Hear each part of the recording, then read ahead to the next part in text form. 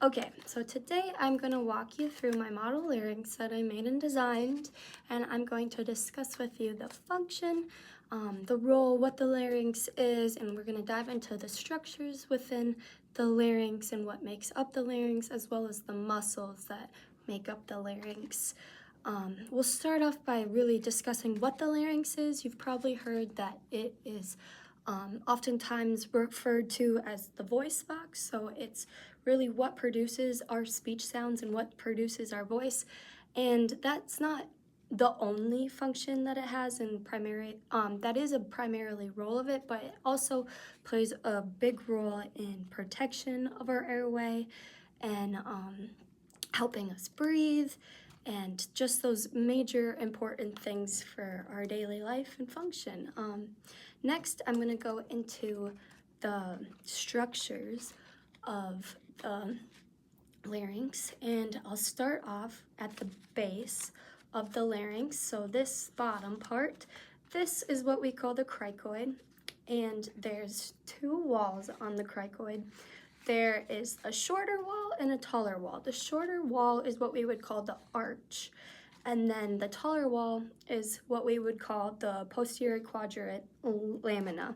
And really the cricoid, the main purpose of it is really just the base and the foundation of the larynx. It's ring-shaped and just really holds foundation shape for what will be built on top of the cricoid, which will go into our next portion. Above the posterior quadrant lamina, we have these triangle pyramid-shaped things, and these are called the arytenoids. And the arytenoids play a really cool and important role in the larynx. And the main purpose of the arytenoids is they sit on top of the cricoid and they move in and out, abducting and closing, and they control really the movement of the vocal folds and the muscles within that. So we have the arytenoids that sit on top, and then this funky shape. So this is called the thyroid, and there's different components and parts of the thyroid. I'll start with this portion right here. This is called the thyroid notch. And if you are looking at a person, we'll say for an example, a male, and the bump right here, that is the thyroid notch. That's often heard as the Adam's apple. Then we'll move down here, and down here is the thyroid angle.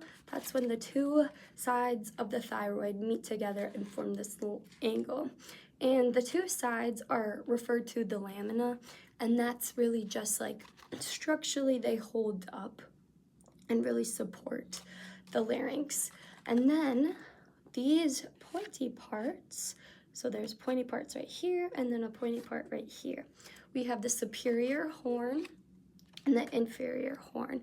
And these are projections that attach to our hyoid bone, which is not shown in this model, and our cricoid cartilage. And they just are really for supports. And then there's also muscles that attach to these superior prominence. So that's mainly the structures of the larynx. Next thing I'll do is I'll go to the muscles of the larynx and kind of discuss the purpose and the function of these muscles. There's quite a bit of them. The first one that I'll start with is the posterior cricoid arytenoid, and that's right here on our wall, our posterior quadrant wall, lateral wall, and that sits right here. And the main purpose of this muscle is to pull apart, I'll show the camera, pull apart the vocal folds and adduct. So this muscle really plays a huge role in breathing. So this muscle is the only muscle that pulls in, or is the muscle that pulls apart the vocal folds, which then allows air to flow freely through our vocal folds and allows us to breathe. So the next muscle that we'll be talking about is the lateral cricoarytenoid.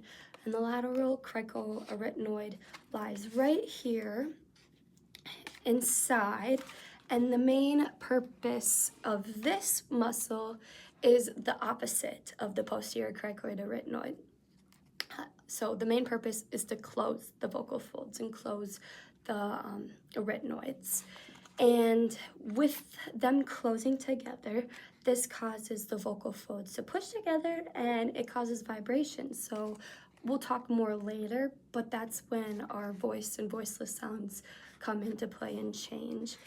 And yeah, and then the next muscle we'll go to is right here, the obliques, oblique interarytenoids, and they are two and they crisscross. And the main purpose is to, again, close the arytenoids, closing the glottis, and it's really preventing, the main purpose is to close them together, close the arytenoids together and prevent from anything coming in our airway and our trachea and even further down. And then right below the oblique interarytenoids, there's the transverse interarytenoid. And the transverse interarytenoid, the main purpose, again, is to close and contract the arytenoids together. And again, it helps promote that sound vibration, and closing the vocal cords causes the vibration. So more important parts of closing. And then, so we did oblique interarytenoid and transverse, and then we'll move to the muscles that are actually in the vocal folds. So these are called the thyroid arytenoid muscles, and there's two portions of it. So there's the medial side and then the lateral side. And these play a huge role in actually the vocal folds themselves and the help fine-tuning the tensions. So the medial ones are on the inner and the lateral ones are on the outside.